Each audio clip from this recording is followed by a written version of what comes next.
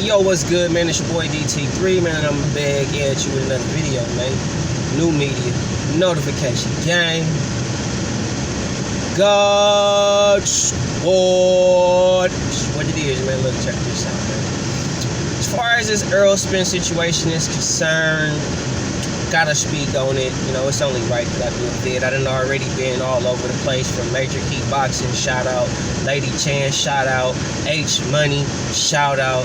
I done been all over the place, so let me hit y'all up with some shit. Look, dig this.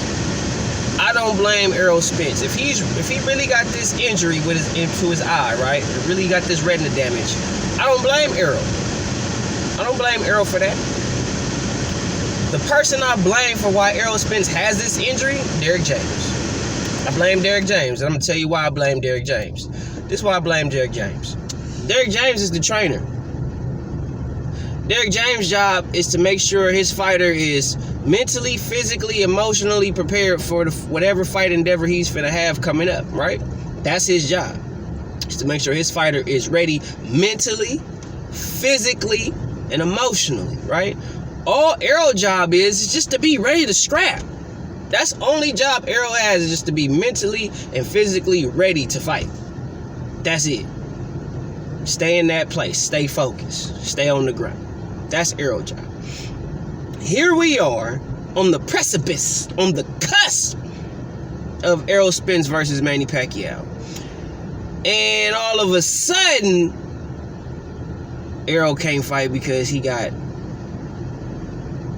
a torn retina injury or a retina injury.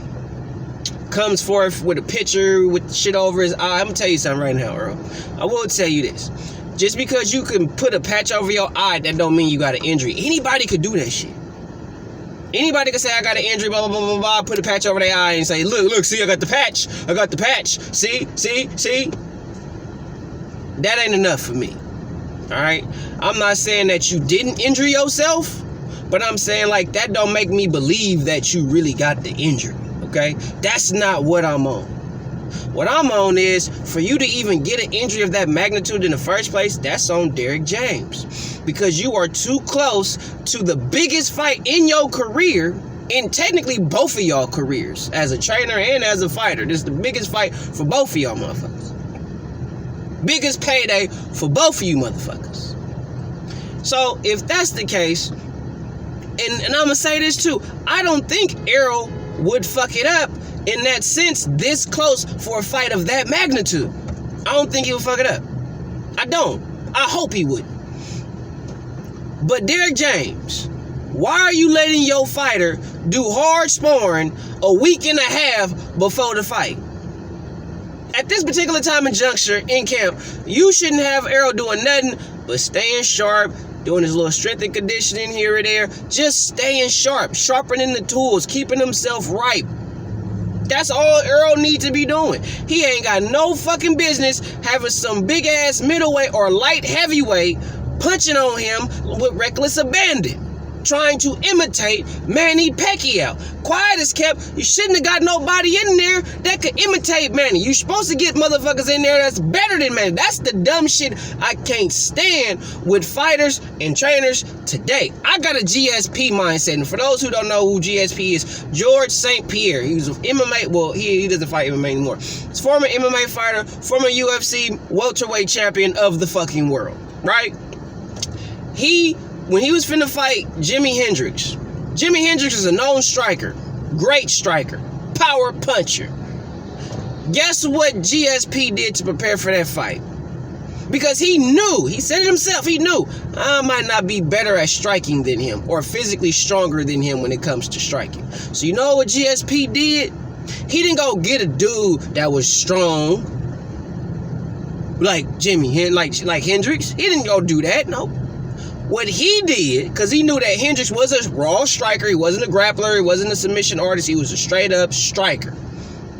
So what GSP did, he went out and found a dude that could strike better than him. He went and found a better stand-up fighter than him to help him prepare for that fight. He didn't go get a guy to imitate him. He went to go get a guy that he knew was better at what he's good at That's the GSP mindset. So instead of y'all trying to find somebody to imitate Manny Pacquiao, get somebody that's better. A better boxer. A stronger fighter. Don't get somebody that's gonna do, because honestly, you don't know how Manny coming. Manny, you don't know how he coming. You don't know if you finna get the volume punching Manny, or if you finna get the boxer puncher Manny, or if you finna get it in spurts. Either one. You don't know which one you getting. But what you do know is Manny is a volume puncher. He can let his hands go. He will let them bitches go. And he good at coming in and out. So what you do is you get somebody who got better footwork than Manny. There are guys out there. And just because you don't know who they are, don't mean they not better than Manny Pacquiao with the feet. You get somebody that's good with their punch selection. They know how to throw their punches, when to throw their punches, where to throw their punches at. That's what you do. You don't go get somebody that always has to imitate the person you fighting, because quiet as kept, you can't duplicate who you fighting. You can't. So you try to get somebody that has the potential to be better or that is better. So that when Manny comes in there is nothing that Manny, not his footwork, because the dude I'm sparring got way better footwork than this nigga. He ain't got to worry about his punch selection or his speed, because I've been sparring fast dudes all camp. I've been sparring strong, fast motherfuckers all camp. So you're not faster than the motherfuckers I'm sparring. You're not stronger than the motherfuckers I'm sparring. You don't got better footwork than the motherfuckers I'm sparring. That right there gives a nigga a lot of confidence going into a fight of this magnitude. Think about it. You're not faster than none of my sparring partners. So how do you get somebody faster? You get you a young, hungry prospect that's looking to make a name for himself out here. You get a strong dude. Get a bigger guy. You spar middleweights and light heavyweights. Every dude you spar is physically stronger than Manny Pacquiao. But I highly doubt that they're faster or they got better feet than Manny. That's where you fucked up at. That's where Derrick James also fucks up at. But as far as this whole situation is concerned, I don't blame Errol.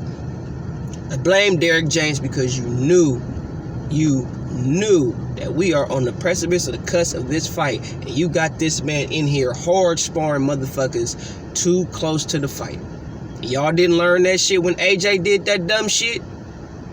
AJ sparring on the motherfucking Sunday. Nigga, you fighting this fucking Saturday. What the fuck is you doing sparring on Sunday? Fuck is wrong with you? Real rap. Fuck wrong with you? You sparring hard on a Sunday and you finna fight that very Saturday? That was dumb shit, AJ. That was dumbass shit. Straight dumb shit. But for Derrick James to let Errol Spence be doing any type of hard sparring, if you gonna spar, it's light shit, body sparring. It's nothing hard, nothing heavy. All the hard work has been done already. What the fuck are you doing, Derrick? What are you doing? Bogus. As far as Errol Spence is concerned, honestly, to be real with y'all, I really feel like Errol should just retire. I really think he should retire. I like Errol. I got a lot of respect for Errol. Straight up. Terrence Crawford and Errol ain't gonna never fight anyway, so I'm not tripping on that shit. But I do believe with all the damage that he's taken over the past like 2 years, 2.5 years, I think his body is like telling him, hey bro, you need to leave this shit alone and move on with your life. Because quiet as kept trying to prolong your boxing career, Errol, it ain't worth it. It ain't worth it. Even for your fan base, it's not worth it. Your health is way more important than trying to keep up with the Joneses. You feel me? So I wish Errol nothing but the best. If he's really fucked up in that way, I wish him nothing but a speedy recovery. But for this to happen the way it's happened, it does leave question marks. And I do agree with Bernard Hopkins with his statements that it's something else going on behind the scenes that we don't know about. And I'm going to also tell you that Derrick James was probably a little nervous because Errol was probably getting his ass handed to him in sparring in camp. And to be real with y'all, Manny was not coming to lay down. When Manny said, I could beat Errol, like I see something in Errol, I see where I can exploit Errol. He meant that shit. He was not showing up to lose. Manny Pacquiao was not showing up to lose. He was showing up to win. And a lot of y'all Errol Spence fans, even y'all that put money on Errol, would not have handled it very well if Errol Spence would have lost to Manny Pacquiao. Y'all would not have handled that well. Y'all wouldn't have took that well at all. But Manny was coming to beat Errol Spence. And I think Derrick James and a lot of the cats on the PBC side, they knew that shit. When they saw how Errol was training and you got Freddie Roach telling Manny Pacquiao sparring partners, I give you an extra $1,000 if you put Manny on his ass or knock him out or some shit. Come on now. You can't tell me that 42-year-old man wasn't coming to fuck up Errol Spence. You can't tell me that. But I do blame Derrick James for Errol Spence's eye injury if that injury has some real validity. And if that injury does have some real validity, I do believe that Errol Spence Jr. should retire from the sport of boxing. Because out of the car accident that he had, which was not no fucking bumps and bruises and some scrapes, that man was fucked up. If you look at his mugshot after the accident, Errol was fucked up. So motherfuckers telling me that he just had some scrapes and bumps and bruises, that's cap.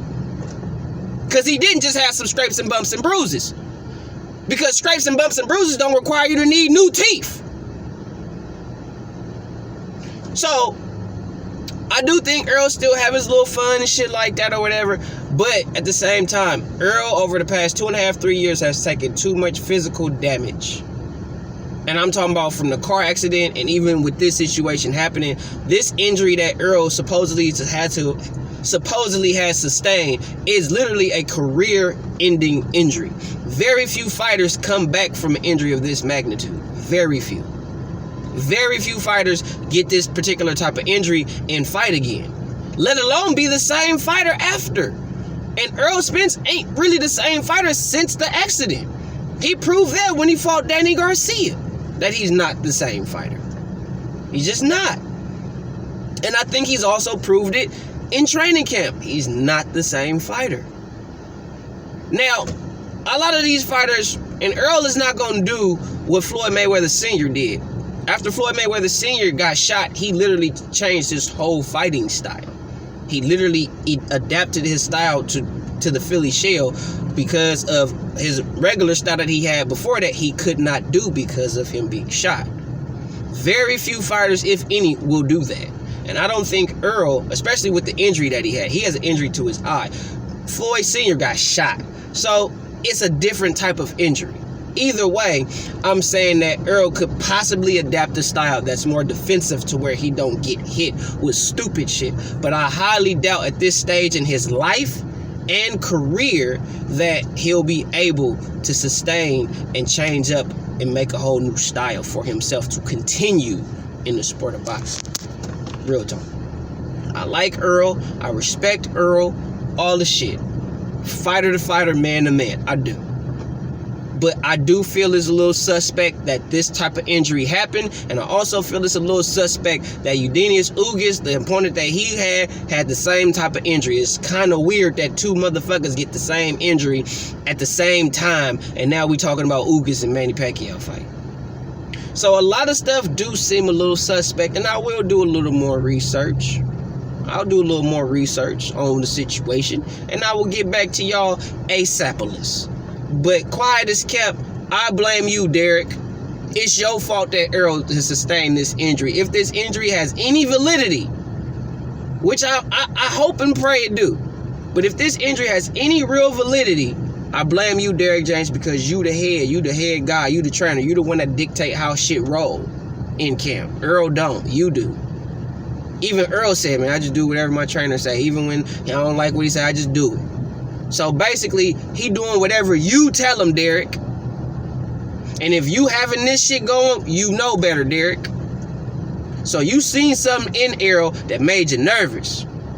And your punk ass ain't man enough to admit where the fuck you fuck up at. I saw that shit when you said that shit about Jermell Charlo. That was some hoe shit, Derrick. You said in the motherfucking corner, you need a knockout to win. You don't tell your fighter you need a knockout to win if he winning. If Jermell Charlo is winning the fight, you don't tell him very last round, you need to stop him You need to do something. You don't use that language.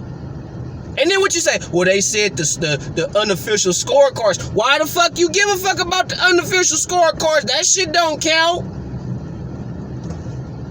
You knew Jermell was losing. You been around boxing long enough to know this nigga losing. And for you to try to cover that shit up and play damage control, bitch shit. Derrick James, bitch shit. Cap.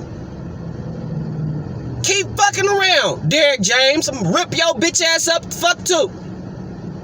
Cause you got the game fucked up capping for Jermell, knowing good and hell well what the fuck you said in the last round, and you know what the fuck that mean. Any other trying to say that shit, you know what the fuck that mean. Why it's different when it's your hoe ass? Piss color ass nigga. Fuck wrong with niggas. I blame Derrick James. Don't blame Errol. I ain't even finna blame PBC at this particular juncture. But right now, based on what I know and the information that's being put out, Derrick James is your fucking fault. It's your fucking fault. You should know better as the trainer and slightly as the manager too. Bullshit. One.